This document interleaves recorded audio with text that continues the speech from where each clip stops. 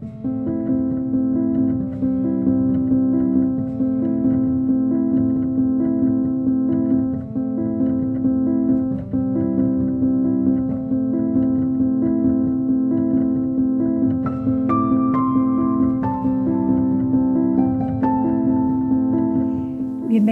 a la casa de Magda, SACO y de Sibarist.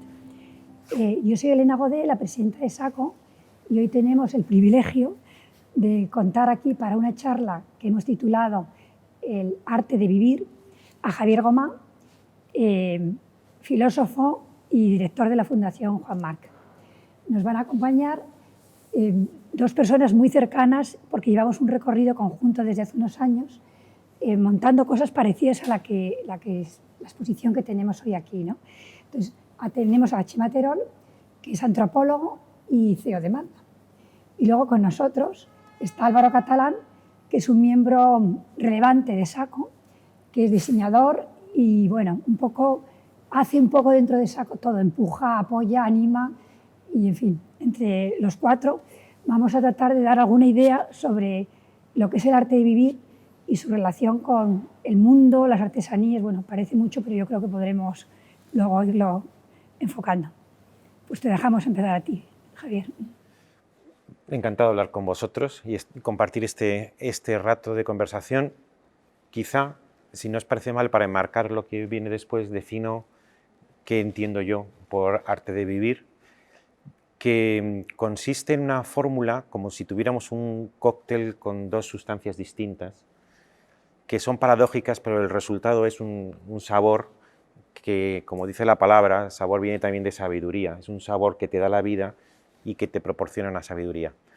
Esos dos ingredientes del cóctel de la vida son, de un lado, la insumisión. Resulta que la naturaleza nos crea como seres privilegiados, distintos de los animales, distintos de los minerales y distintos de los vegetales. Somos seres vitalmente superiores, una etapa más desarrollada en la evolución de la vida, y sin embargo la naturaleza, que nos exceptúa con una conciencia moral, con una conciencia estética, sin embargo nos aboca al mismo destino que un insecto, que es la muerte. Entonces esa dignidad infinita y esa indignidad de destino produce en nosotros una insumisión, de tal manera que en algún lugar incluso he escrito que una máxima para la vida sería: vive de tal manera que tu vida sea escandalosamente injusta, que tu muerte sea escandalosamente injusta, que cuando mueras todo el mundo aprecie que no había más remedio, pero que se ha producido un objetivo empobrecimiento de la vida y que esa pérdida y ese empobrecimiento es injusto, de tal manera que un ingrediente de ese cóctel es la insumisión.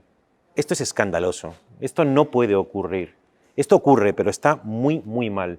¿Y cuáles son expresiones de esta insumisión? Para mí, una de las expresiones más grandiosa de esta insumisión es justamente el concepto de cultura o el concepto de arte.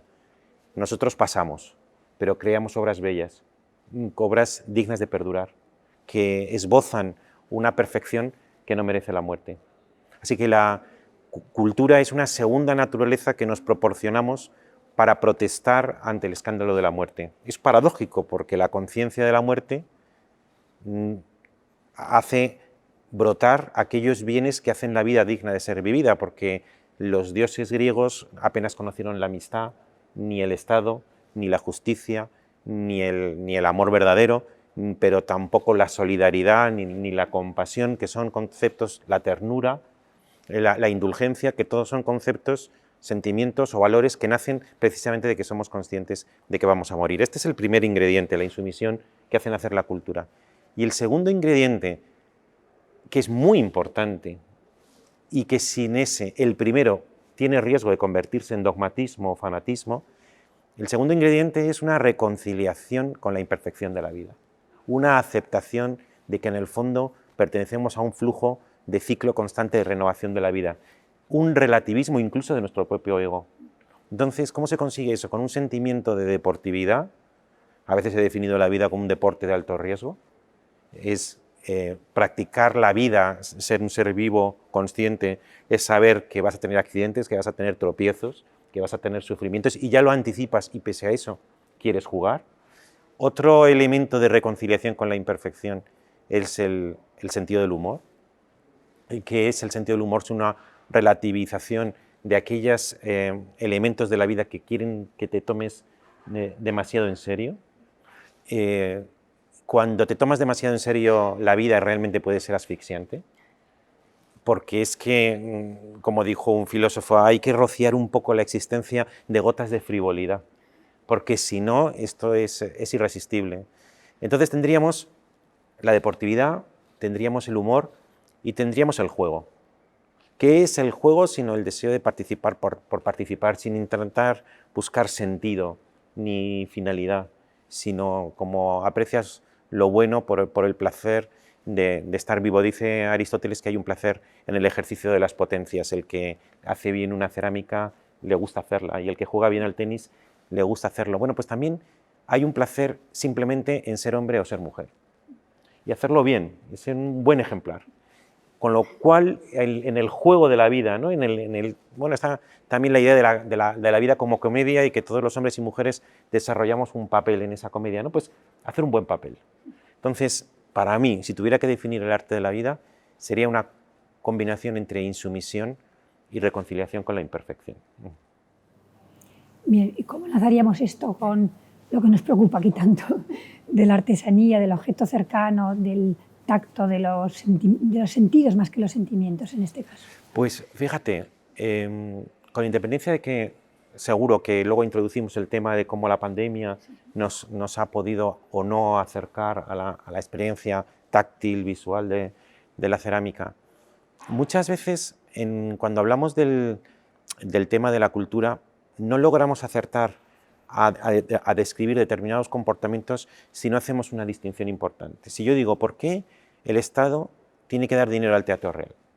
Por ejemplo, cuando todavía hay parados, o cuando hay enfermos que no tienen tratamiento, o cuando hay causas sociales que merecerían más dinero, ¿por qué el Estado retrae ese dinero que podría dar a una causa social y se lo da al Teatro Real, que supuestamente, oye, yo soy miembro del patronato y lo aplaudo infinitamente, pero que, ¿por qué?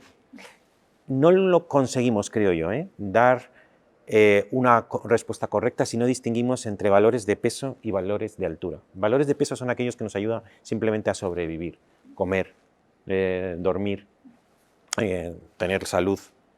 Pero luego están los valores que tienen menos peso pero tienen más altura, que son aquellos que te hacen la vida digna de ser vivida, te despiertan el sentimiento de la dignidad de lo humano.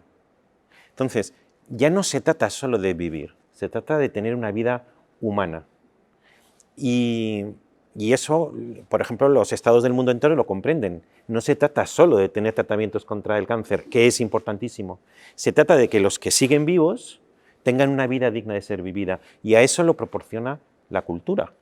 Entonces, cuando me hablas de artesanía, yo creo que hay un elemento de que puede contribuir a los valores de más peso, porque a lo mejor con la artesanía podemos tener un frasco para beber o para servirnos el vino, o tenemos algo que contribuye al elemento de mera y desnuda utilidad de los aspectos de la vida que nos ayudan simplemente a vivir.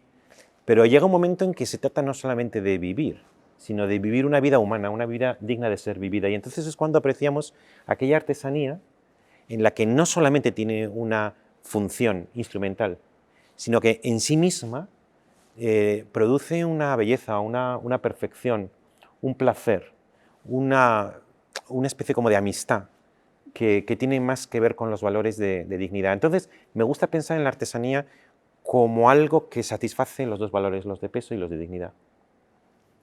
Yo no soy filósofo ni llego a ese nivel de hilar ideas de esa forma, ¿no?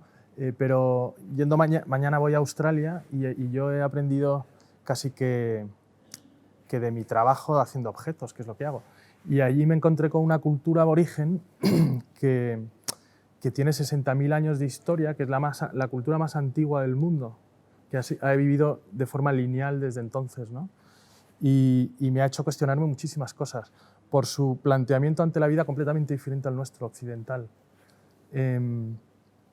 ellos no creen en la permanencia, por ejemplo, 60.000 años y no han dejado ciudades, monumentos, esculturas, no han dejado rastro, ¿no? Y ese es su arte de vivir, en realidad.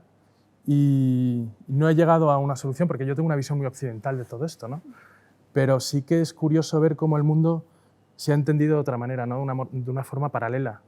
Allí. Y ellos hacen objetos y creen en la belleza también, ¿no? Pero lo hacen desde la no permanencia.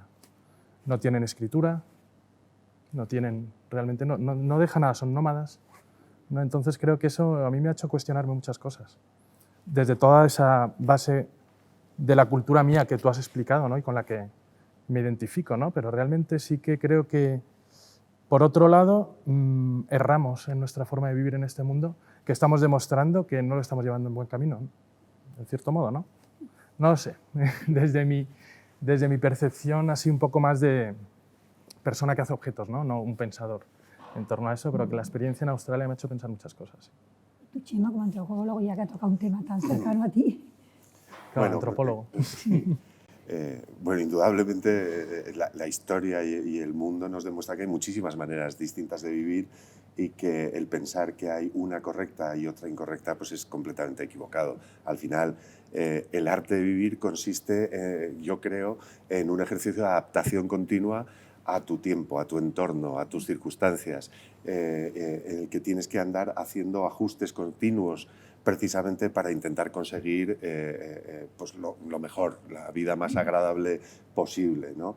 En este sentido, a mí siempre me han parecido muy inspiradores los epicúreos que reconocen de esa manera como tan natural, tan realista, la necesidad de buscar el placer y evitar el dolor. Una cosa como muy simple, pero que es algo que nos define como seres vivos. Es decir, los seres vivos estamos programados para buscar el placer y evitar el dolor. Es lo que nos permite sobrevivir. Si no buscáramos la satisfacción de nuestras necesidades y el placer de la satisfacción de las necesidades y evitar lo que nos hace daño, pues no duraríamos 2 minutos sobre la Tierra, ¿no?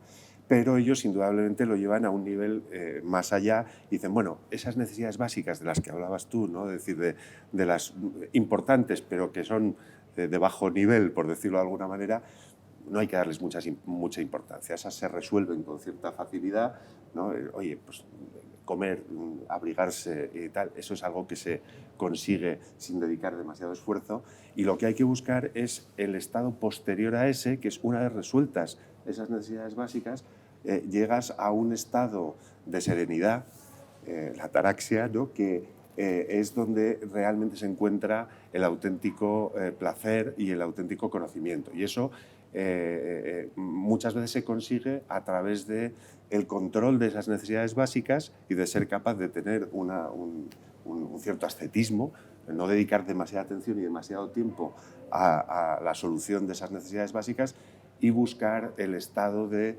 tranquilidad y de satisfacción posterior a ese, y que está muy relacionado con ese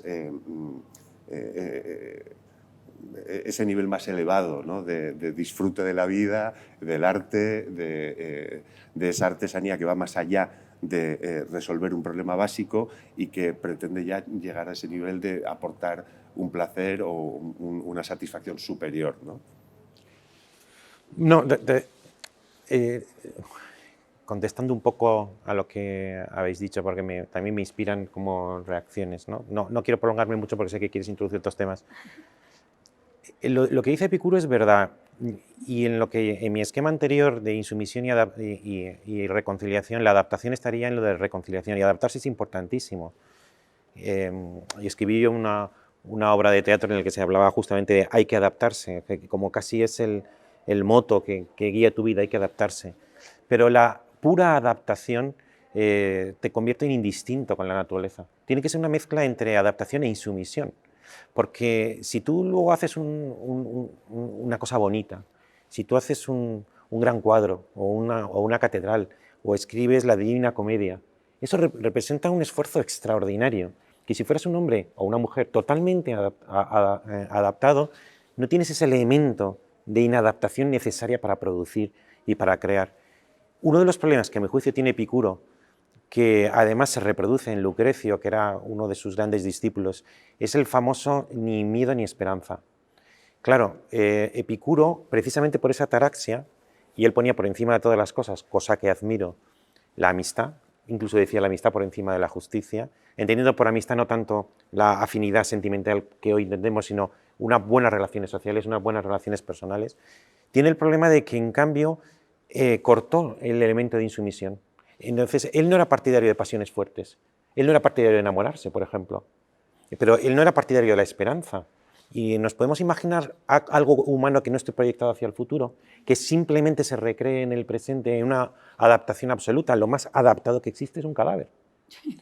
Mientras que lo humano siempre es futurición, siempre es es empresa. Entonces, alguna vez he dicho en algún sitio que el problema que tiene Epicuro es que tiene una ética de abuelete.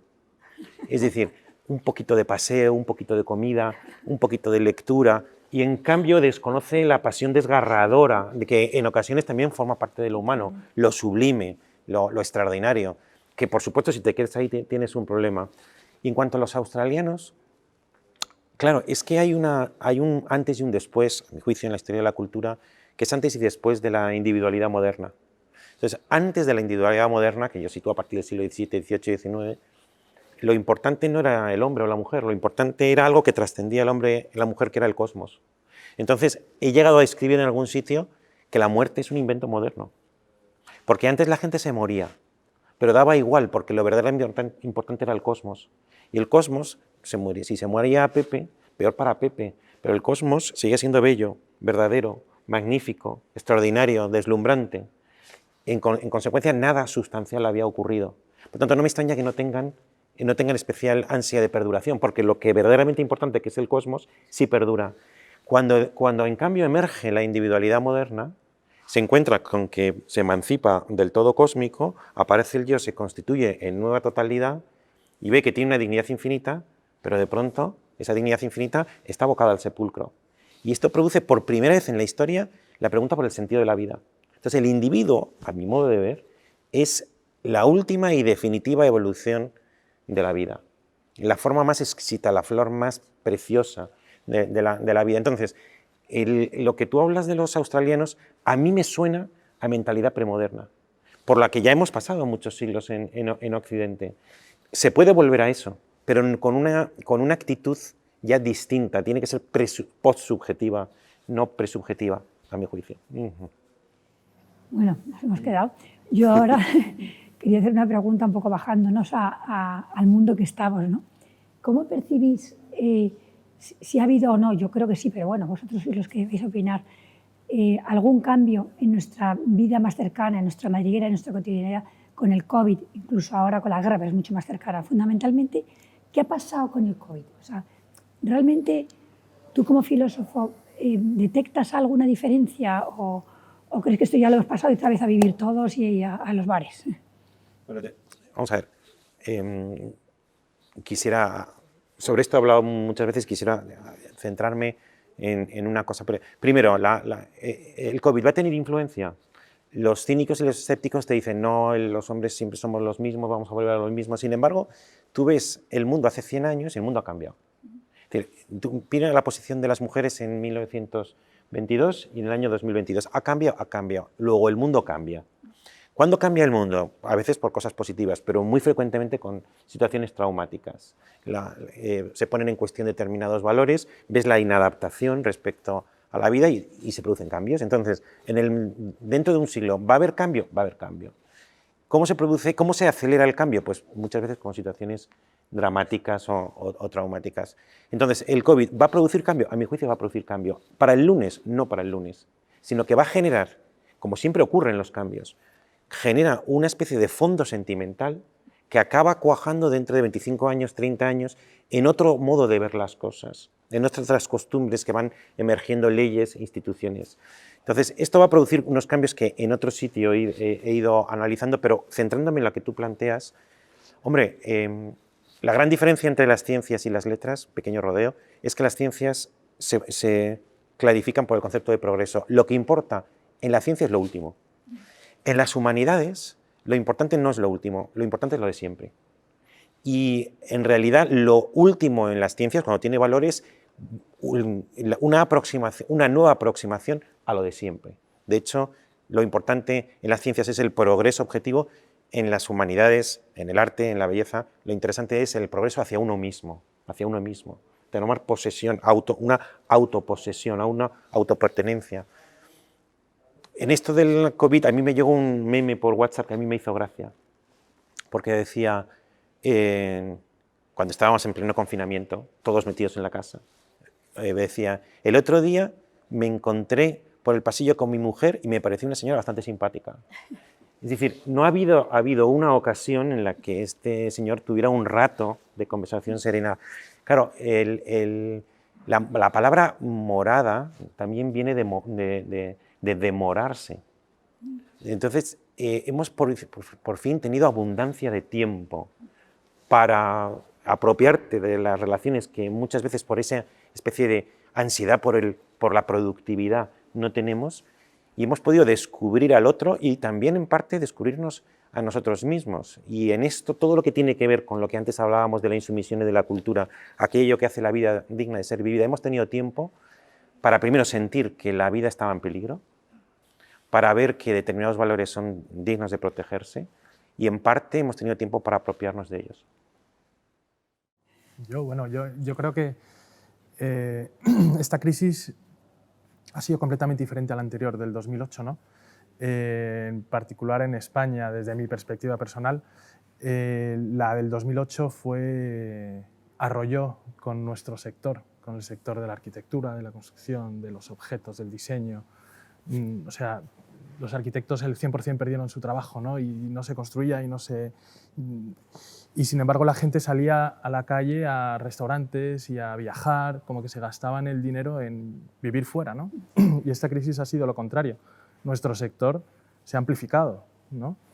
Creo que en particular en España eso marca una diferencia. Yo creo que el español somos de vivir fuera, tenemos un buen clima que nos permite estar fuera de casa, versus el inglés que se pasa el día en casa porque llueve y se inventa juegos de cartas y juegos de mesa, ¿no? Entonces yo creo que en ese sentido nos ha abierto los ojos al valor del hogar, ¿no? Y lo hemos puesto en valor y lo hemos cuidado y mimado, ¿no?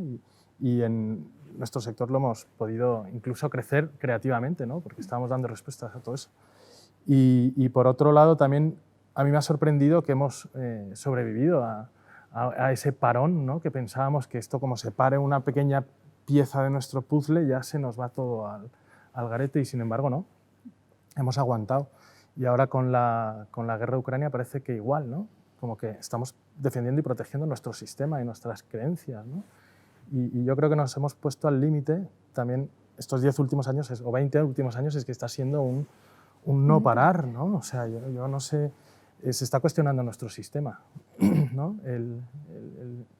Y bueno, yo creo que siempre esos tirar de la cuerda hasta ver hasta dónde llega, yo creo que es positivo porque nos afianza en nuestras creencias.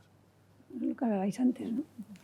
Sí, yo quizá lo que veo, estoy completamente de acuerdo con lo que comentabais y cómo la pandemia ha podido ayudar a que recuperemos un poco esa vida en casa, ese dedicar más tiempo a la gente que tenemos cerca, a volver a valorar determinadas cosas que dábamos por supuestas. Pero al mismo tiempo también veo que ha acrecentado una tendencia moderna que se estaba produciendo ya antes de la pandemia, pero que quizá con la pandemia se ha acelerado y que tiene algo, a mí en cierto modo me preocupa un poquillo, que es la utilización desaforada de las nuevas tecnologías. Hablábamos antes de empezar la charla sobre el enorme grado de adicción al teléfono móvil y a otro tipo de cosas, a las redes sociales y demás, que yo creo que la pandemia ha acrecentado en algunas personas, en algunos sectores, y que más allá del problema personal que le puede generar a uno, empieza a generar también determinados problemas ya de tipo social. La polarización de las ideas, la simplificación de los mensajes, y yo creo que ahí se inicia también una cierta tendencia, o se acelera una tendencia que ya venía de antes, y que creo que tiene cierto peligro y que espero que con el tiempo pues vaya perdiendo fuerza. Pero si soy sincero, no lo veo. No veo que esté perdiendo fuerza, sino más bien al contrario. Lo que veo es que se sigue acelerando y acelerando, y creo que sería muy importante que como sociedad empezáramos a encontrar alguna fórmula que permita poner un cierto coto a los efectos negativos que está teniendo eso, y que creo que son negativos socialmente y negativos desde un punto de vista personal, porque van totalmente en contra justo de lo que decíamos, ¿no? Del disfrutar de ti mismo, de los demás, de los que tienes cerca.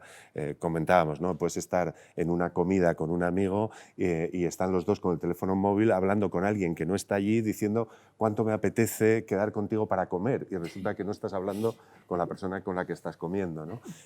Bueno, este tipo de cosas. Y creo que hay gente que ha sufrido de verdad muchísimo, que eso va, en unos años nos vamos a dar cuenta de los estragos de gente que ha estado... O sea, nosotros estamos hablando de poder disfrutar de nuestros espacios y de nuestro tiempo, pero a lo mejor hemos sido unos privilegiados, ¿no?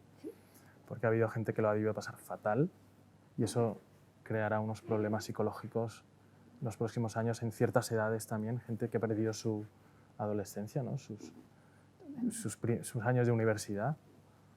Eso se verá después, ¿sí? Me gustaría que nos dijeras tú, bueno, hablando un poco en relación también a lo que has dicho, que se crean polarizaciones de opiniones, todas las opiniones falsas, ¿no?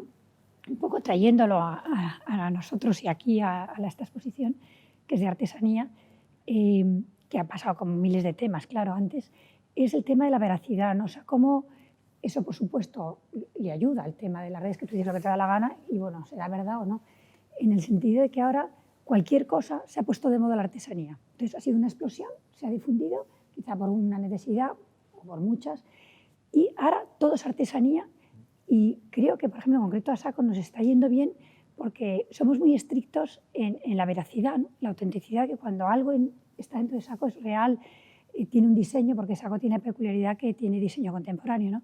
Entonces, ¿cómo ves tú esto de la veracidad que también lo hubo en el diseño? Una época todo era diseño. Cualquier cosa, esto ha sido diseñado, ¿no? Ya con eso parecía como... Y ahora todo es artesano, ¿no?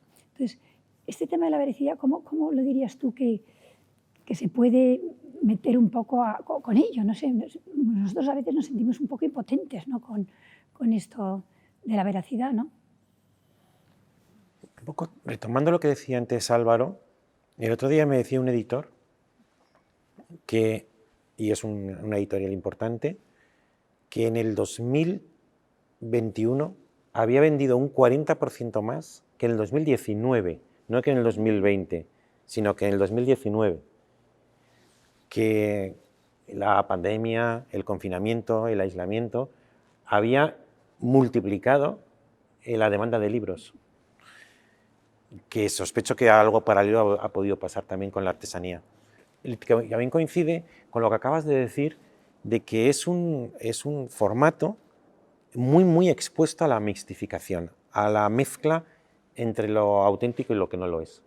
Cuando los libros eran, en España hasta hace 40 años, y en Estados Unidos hasta hace 60, cuando eran un producto que estaba reservado a un número relativamente pequeño de personas, que eran los estamentos alfabetizados, y además estaban separados por idiomas, las editoriales eran negocios menores y acogían hospitalariamente a mucha gente que hacía de la literatura no un modo de vivir, sino no vivías de la literatura, sino que vivías para la literatura. Poca gente podía aspirar a vivir de ello. De pronto, el ámbito de los libros ocurre primero que toda la sociedad está alfabetizada, por tanto es potencialmente compradora de un libro, y además que se han creado multinacionales que tú publicas Harry Potter y lo publicas en 18 idiomas, y además tienes un merchandising, y además haces una película y luego haces una serie. Es decir, se convierte en un objeto muy apetitoso para la industria. Entonces ahí la mixtificación es muy grande, porque resulta que hay una obra de arte que es el resultado de un enamoramiento por la dignidad, así me gusta definirlo, un artista que escribe, que hace algo normalmente que es verdaderamente artístico, lo que ocurre es que anticipa en su imaginación la dignidad de la obra del arte, se enamora de esa dignidad y consagra lo mejor de su vida a intentar hacerlo. Luego puede tener efectos económicos, pero no está en su plan inicial. Pero luego está industrias, como puede ser una gran editorial, que tienen un departamento de mercadotecnia y que tienen encuestas y tienen estudios de opinión, y entonces confeccionan una obra para mercado, y entonces le dicen al hombre del tiempo o a la mujer del tiempo que si quiere firmar una novela histórica sobre las cruzadas. Y entonces el hombre del tiempo o el presentador del telediario te dice que sí, le da el nombre a una novela sobre las cruzadas que ha hecho una editorial pensando en un estudio de mercado y en la máxima aceptación. Entonces resulta que te puedes encontrar que la misma editorial, el mismo distribuidor, la misma mesa de novedades en una librería y a veces incluso el mismo suplemento literario en la misma página hace una recensión de una nueva traducción de las elegías de Duino, de Rilke, y de la novela histórica del presentador del telediario, que son dos obras que, aunque tengan el mismo formato, responden a dos impulsos vitales totalmente distintos. Entonces, no hay una solución, porque además a mí me parece bien que el hombre del tiempo publique, y si a la gente lo quiere comprar, que lo compre. Lo que pasa es que los que practican la literatura o la artesanía, creo que tienen que envolverse sobre todo de un temple de paciencia, porque su tiempo y su ritmo es distinto. La novela del hombre del tiempo es un producto efímero, se presentará, habrá anuncios, durará un mes en novedades, mientras que aquello que responde a una dignidad, a un enamoramiento por la dignidad, por la perfección, por la belleza, por el trabajo bien hecho, en el caso de la artesanía, creo que tiene que aceptar que el impacto que va a desarrollar en la sociedad es un impacto lento. Tiene que aceptar que la actualidad tiene una velocidad supersónica y el arte o la auténtica artesanía tiene una velocidad geológica, poco a poco, aspirando a que el buen gusto de la gente vaya generando consensos sobre el valor de lo que haces, aun sintiendo, como a veces uno siente, que te pasan por la derecha y por la izquierda. Bueno, pues muchísimas gracias a todos. Creo que esto sí que era el arte de vivir. Uno de los mayores placeres es poder hablar, charlar con gente, y sobre todo con gente tan inteligente como vosotros. Pero vamos, que seguiríamos eternamente, pero se nos ha acabado el tiempo. Pues muchas gracias. Un placer. Muchas gracias. Gracias, Elena.